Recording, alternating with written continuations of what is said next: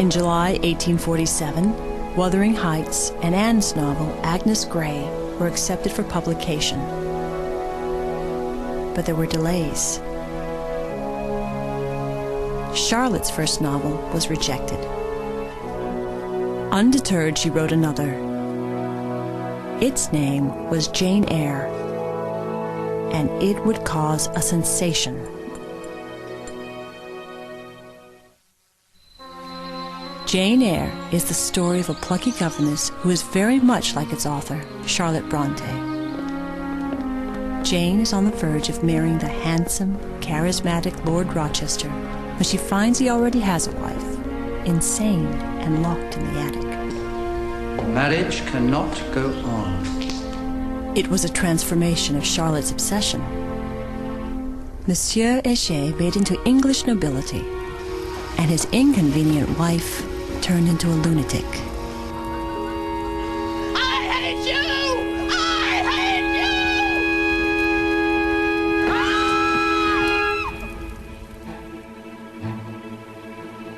you! Jane Eyre was the first Bronte novel published, and it was an immediate, huge success.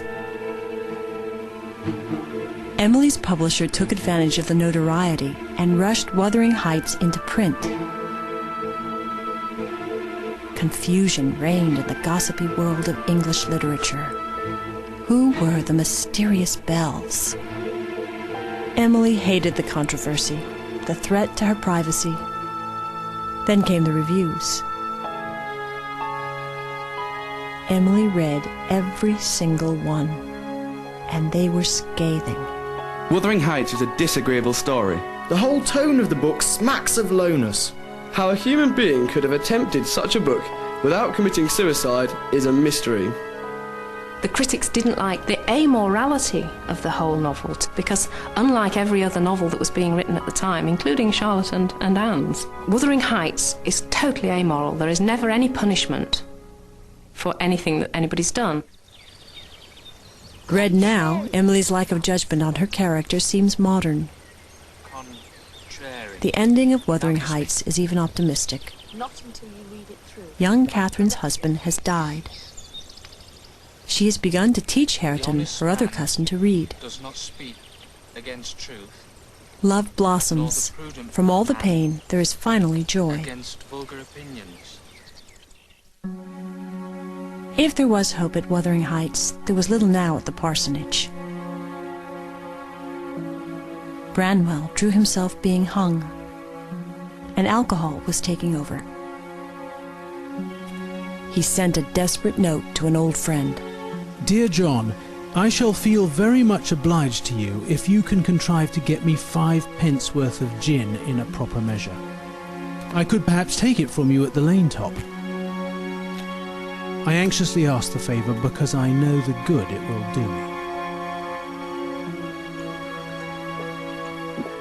He actually sets his bed on fire because it's so easy to do when you've got candles by bed curtains.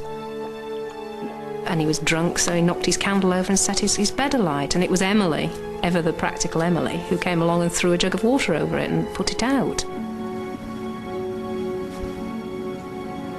Emily took charge of caring for Branwell. He was moved into his father's bedroom. Charlotte, Branwell's partner in Angria, had stopped speaking to him. The family was ripped apart, and Emily seemed to draw more and more within herself, especially losing touch with Charlotte. But Wuthering Heights was beginning to sell. Emily had found a loyal audience. In June 1848, a scandalized reviewer wrote, If we did not know that this book had been read by thousands of young ladies in the country, we should esteem it our first duty to caution them against it. A month later, Anne and Charlotte traveled to London to reveal their true identities to the publishers. But Emily insisted on remaining anonymous. Infatuated with George Smith, her handsome young publisher, Charlotte let Emily's identity slip. Emily was furious. She withdrew even further into herself.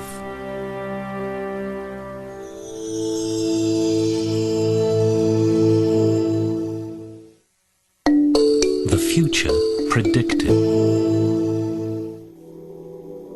In September, Branwell's body gave out. At the funeral, Emily caught a chill. She developed tuberculosis.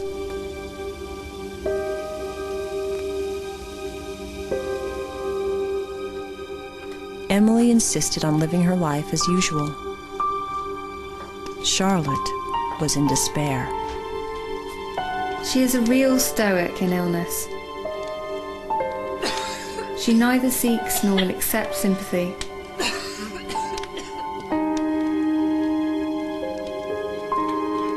To put any question, to offer any aid, is to annoy. She will not yield a step before pain or sickness. Heathcliff had responded to illness in the same way, with indifference. I have to remind myself to breathe. Almost to remind my heart to beat. I have a single wish, and my whole being is yearning to attain it. And I've yearned so long and so unwaveringly that I'm convinced it will be reached. And soon. Because it's devoured my existence.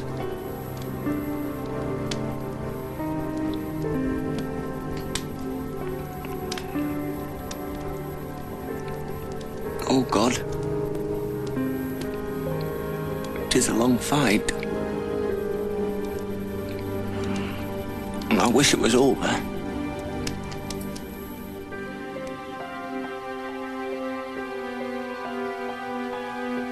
Like Heathcliff, Emily refused to see a doctor. On December 18, 1848, she finally relented enough to lie down on a sofa.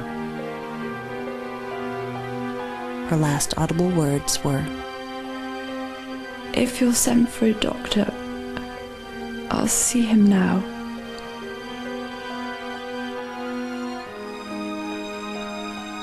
By the time the doctor arrived, Emily Bronte was gone.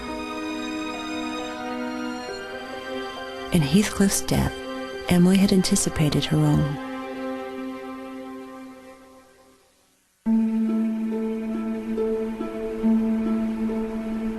An enigma to all who knew her, Emily's readers understood her perfectly. Wuthering Heights would become one of the most popular books of all time.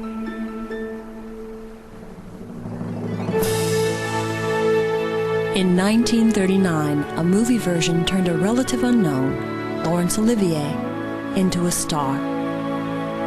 Shoot and you'll be master here again. The whole country will resound with your courage, Hindley. Go on! Shoot, you puling chicken of a man with not enough blood in your veins to keep your hands. Wuthering Heights had become a timeless film, and the myth of Emily continued to grow. Her career had been like a brilliant flash of light. A slim volume of exceptional poems. A classic novel. It was enough to establish Emily Bronte as a great writer. But people still wondered where Emily could have found the inspiration for Heathcliff. Because she was a woman, they ignored the obvious. A dark, passionate, willful outsider, Heathcliff was very much like the author. In Heathcliff, Emily Bronte was recreating herself.